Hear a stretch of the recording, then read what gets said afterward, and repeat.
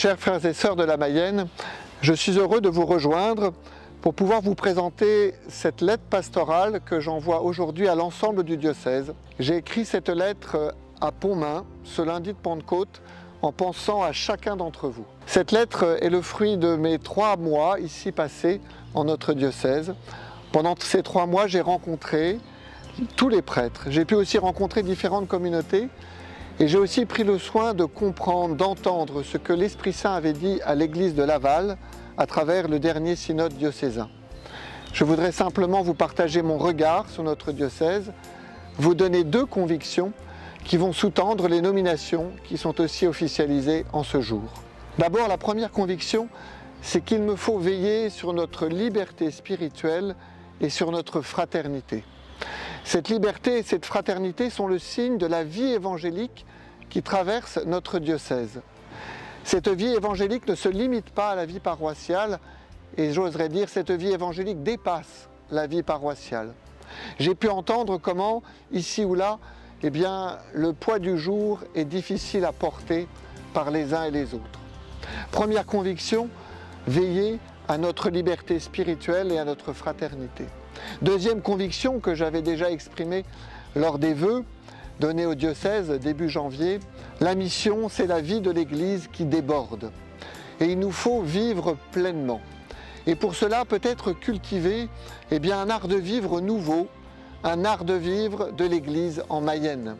Et pour que cet art de vivre puisse se réaliser dans notre diocèse, il m'a semblé nécessaire de prendre des moyens nouveaux, notamment la création d'un espace missionnaire sur le nord Mayenne, mais aussi la fondation officielle de l'école pour la mission, selon les directives de notre dernier synode diocésain.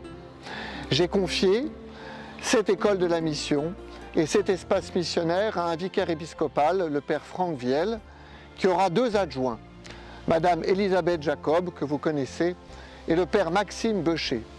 Tous les 3, avec une équipe de prêtres et de diacres, ils vont veiller sur l'espace missionnaire, veiller à la fraternité évangélique dans cet espace, veiller à ce que la vie de l'Église puisse continuer, notamment envers les plus pauvres et ceux qui peuvent être dans la solitude.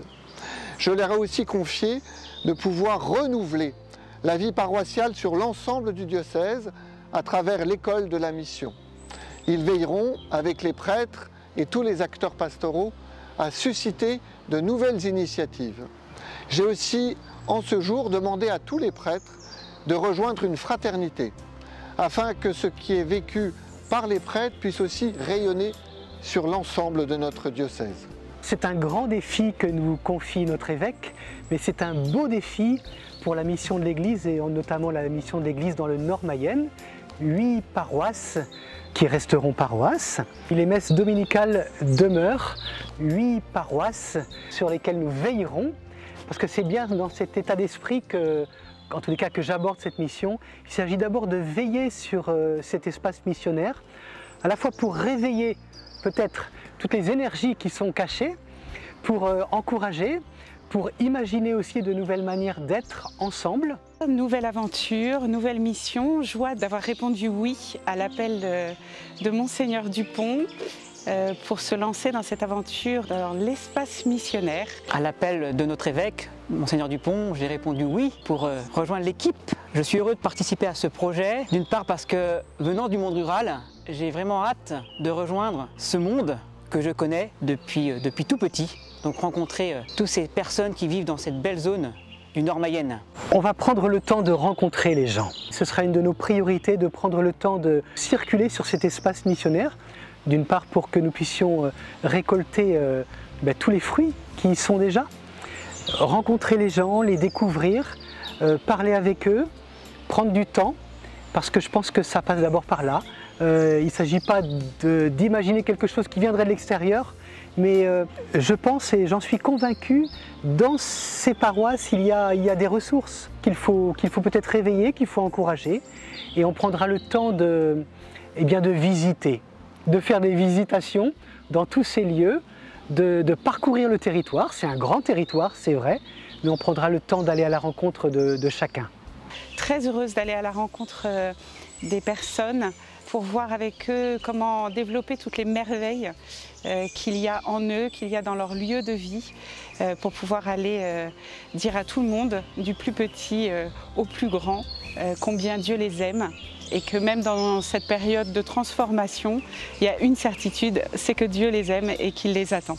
Et puis cette joie aussi de rencontrer des jeunes dans les collèges, les lycées que comporte cet espace missionnaire. Heureux de pouvoir vivre avec eux, de parler de Jésus-Christ, de leur manifester que leur vie a un prix, qu'ils sont aimés de Dieu et que Jésus les appelle à la vie, à l'espérance, à la foi. Il s'agit toujours d'annoncer le Christ, d'annoncer Jésus, et c'est ce que j'ai au cœur.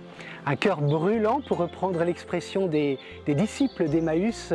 Ils avaient le cœur brûlant, et je crois que toutes ces personnes qui sont dans ces paroisses, il y a un cœur brûlant en attente. Et avec cette équipe qui m'a été confiée, nous allons pouvoir réveiller ce cœur brûlant qui est en nous. Notre évêque souhaite que nous ayons une vraie attention aux plus petits et aux plus pauvres. Nous aurons à cœur d'être présents dans les EHPAD, permettre aux paroissiens de se rassembler dans ces lieux pour que ça devienne des vrais lieux de vie.